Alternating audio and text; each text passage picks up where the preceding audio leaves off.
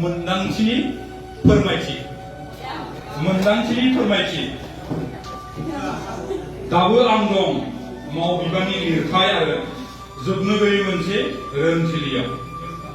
हांसोर सिमागनि मोगथां होफैनांगौनि फाफ्लियाव लिरदो जुंगालजों गांनाय उखैनाय मेंनाय आरो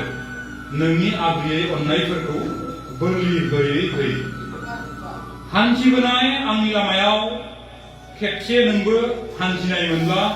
मिथिगौमोन थारैनो मिथिगौमोन नोंबो जेराव गैया मोनसेबो जुक्ति जिरायनायनि गैया आंहा मोनसेबो सम गावनि होननोबो गोख्रों होनो नाजाब्लाबो जोखोम जानानै थायो गोरबोआ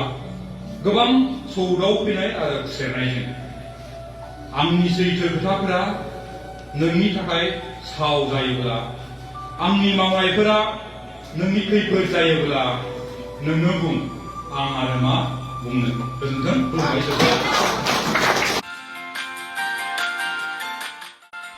हायर सेकेन्डारि उथ्रिनाय फरायसाफोरनि थाखाय गोजोनथाव खौरां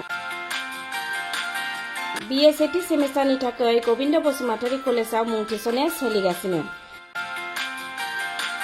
गिबि मुं थिसननाय 100 फरायसाफोरनि थाखाय स्पेशल अफार आरो गुबुन गुबुन रोखोमनि बेसेन नाङै क्लासनि खाबु होनानै मुं थिसननायनि हाबाफारिया गोविन्द बसुमतारी कलेजाव सोलिगासिनो फरायसाफ्रा गावनि गोसो बायदि साबजेक्टफोरखौ सायख'नानै लानो हागोन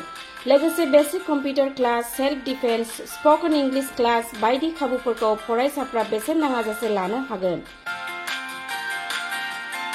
बे कलेजाव गासैबो फरायसाफोरनि थाखाय फ्री बासनि सार्भिसनि राहा आरो बिजाब बाख्रिनिबो राहा दं आरो बे खेबनिफ्राय भिउ सेन्टार अदेबानि एग्जाम सेन्टार महरै फरायसाफ्रा गोविन्द बसुमतारी कलेजावनो आनजाद होनो हागोन